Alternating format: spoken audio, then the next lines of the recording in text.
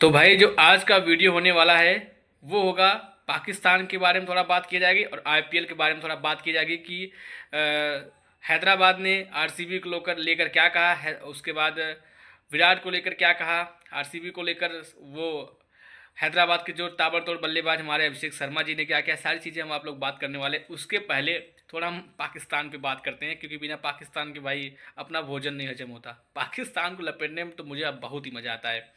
तो चलिए पहले पाकिस्तान को लपेट लिया जाए, उसके बाद फिर अपने आईपीएल पे आते हैं, ठीक है। अब स्टार्ट करते हैं भाई। पाकिस्तान जो पाकिस्तान इसको बोलते हैं पजामा सलवार लीग, हम लोग बोलते हैं, ठीक है। तो ये पजामा सलवार लीग थी, जो इनके चेयरमैन हैं वो क्या बोले थे कि हम अपनी पीएसएल को आईपीएल के साथ करवा लेंगे, ठीक है। और करवा भी लेंगे और सक्सेस भी करवा लेंगे। भाई तुम्हारी दो कौड़ी की औकात नहीं। तुमको अगर भीख मांगने की नौबत आ जाए तो शायद सबसे पहले कटोरा लेके उनका चेयरमैन ही बाहर आएगा कि यार कुछ हमको दे दो। और तुम आए हो हमारे हमारे आईपीएल से अपने आप को कंपेयर करवाने के लिए, ठीक है। तो भाई पहली बात तो जो वहाँ के पीएसएल में जो जितने भी प्लेयर ज्वाइन किए थे, जो भी प्लेयर वहाँ पे खेलने वाले थे, वो भाई क्या बोले यार। वो मतलब इतनी भारी इनकी बेइज्जती हुई है कि वो भाई इनकार कर दिए खेलने से ही। वो बोल रहे हैं कि हमको पीएसएल नहीं आईपीएल खेलना है। मतलब इतना ज़्यादा अपमान भाई काहे यार, क्यों? मतलब इतना अपमान, इतना इज्जत तो भाई कुत्ते की भी होती है जितना इनकी नहीं हो रही है। इंटरनेशनल लेवल की बेइज्जती इनको हर बार सहनी पड़ती है। जो भी फॉरेन प्लेयर हैं, जो भी आईपीएल वो पीएसएल में बिके थे, पहली बात तो बिके क्या थे, उनको बेचारे को ऐसी इतना अमाउंट दिया गया जितना उनका शायद 2 महीने का उतना कुछ खर्चा हो जाए। आप लोग इतना अमाउंट पाकिस्तानियों ने पे किया था, वो लोग क्या करते? वो लोग भी सोचे चलो यार खाली हैं, थोड़ा सा पाकिस्तान को प्रमोट कर दें यार, थोड़ा सा ये भी नंगी तुच्ची कौम है, कुछ कमा लेगी बेचारी, तो इसको भी थोड़ा सा भीख भीख मांगने में नहीं पड़ेगा। इसीलिए उन्होंने ज्वाइन कर दिया कि भाई कम ज्वाइन कर लिया था, कम से कम पाकिस्तान कुछ अर्निंग कर लेगी तो यार उसका भी जो भीख मांगने वाला सिलसिला है थोड़ा कम हो जाए। लेकिन उसको क्या पता कि भाई जैसे ही आईपीएल सामने आएगा, पैसा दिखेगा, तो भाई तुम्हारे पीएसएल को लात मार के प्लेयर भाग जाएंगे। और हुआ वैसे ही भाई। जैसे ही आईपीएल सामने आया और कुछ प्लेयर आईपीएल में इंजर्ड भी हो गए थे, तो पीएसएल वालों ने क्या किया, जो भी फॉरेन प्लेयर थे, पीएसएल को भाई लात मारी और सीधा आईपीएल में आके अपना दाखिला करवा लिया।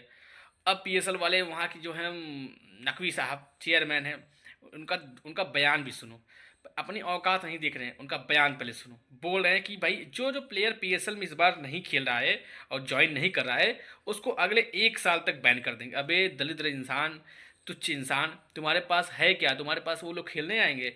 वो लोग खेलने आए थे, उनका पैर पकड़ कर तुम लोग धुलो यार। कम से कम तुम्हारे प्लेयर वहाँ पे तुमको, वो लोग खेलने आए थे, कम से कम तुमको कुछ रेवेन्यू जनरेट हो जाएगा।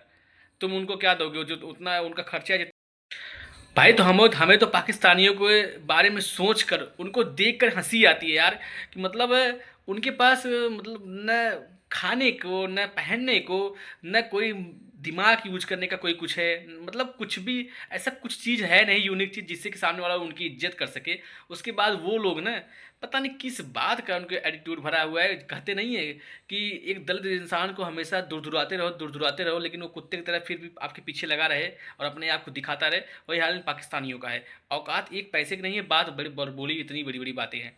तो ठीक है, ये हाल है तो वहाँ के चेयरमैन का, जबकि अपनी औकात को अच्छी तरीके से नापते हैं। चाहे अमेरिका ने उनकी औकात को अच्छे से नपा दिया हो, चाहे भारत ने नपवा दिया हो, लेकिन अपनी औकात को भूल जाते हैं और फिर से बेचारे मुंह उठाकर आ जाते हैं बेइज्जती सहने के लिए। और फिर जब बेइज्जती होती है, फिर चपेड़े मारकर बाहर सामने वाले फिर उसको भगा देते हैं।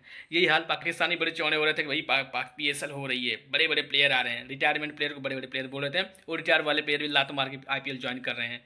अब जबकि उनको आईपीएल कभी लेता ही नहीं, अभी पता नहीं आईपीएल उनको लेगा नहीं लेगा, वो अलग की बात है। लेकिन वहाँ से लात मार चुके हैं वो, और इनकी बड़ी बड़ी बातें ही हैं। तो ये रहा भाई पाकिस्तानियों का सीन। और उनके जो चेयरमैन है, जो अपनी कौम को हमेशा दिलाते रहते हैं कि नहीं, हम एक स्टैंड लेके खड़े हुए हैं, एक मजबूती से स्टैंड लेके खड़े हुए हैं, चूतिया बनाते रहते हैं। क्योंकि उनके पाकिस्तान वाले भी जो भी हैं वो भी चूतिया हैं, और उनका सरकार भी चूतिया है। तो ये हाल है उन लोग का। तो ये तो सीन है, और यही सीन रहेगा। तो हमेशा इसी बेइज्जती इनकी होती रहेगी।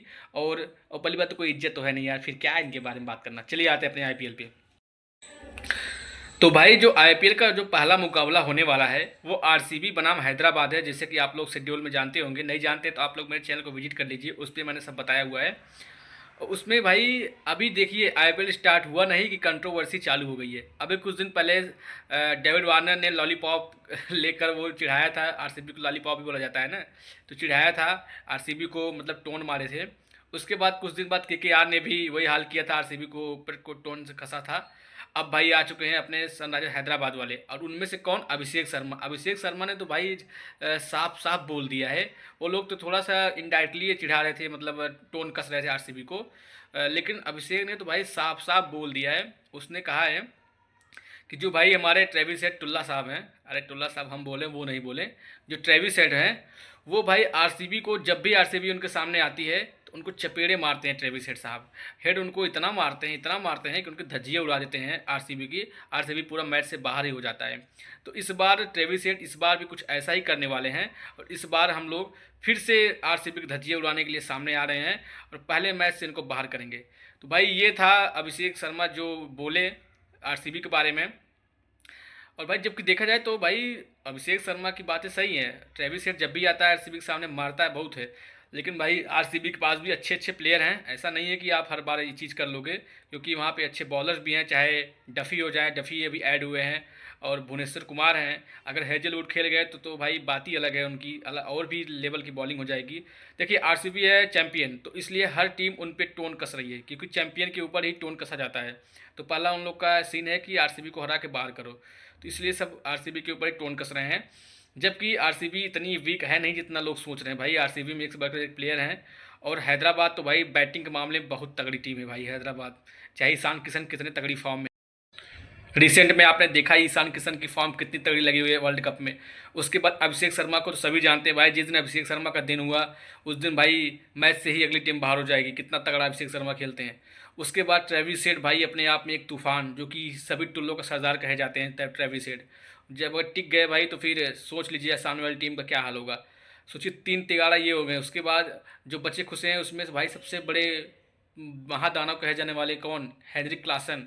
भाई साउथ अफ्रीकन तगड़े बल्लेबाज, कितना वो तो उनको सभी जानते हैं भाई। अगर एक बार वो चलना मतलब मारना स्टार्ट करते तो वो रुकते भी नहीं, चाहे वो स्पिनर हो चाहे फास्टर हो, बहुत मारते हैं भाई वो क्लासन। तो भाई नीतीश कुमार रेड्डी एक से बढ़कर एक प्लेयर है भाई उनके पास। तो भाई टीम तो बहुत तगड़ी हैदराबाद की है, लेकिन बेंगलोर की भी टीम तगड़ी है, तो मुकाबला देखने लायक होगा, कांटेदार होगा।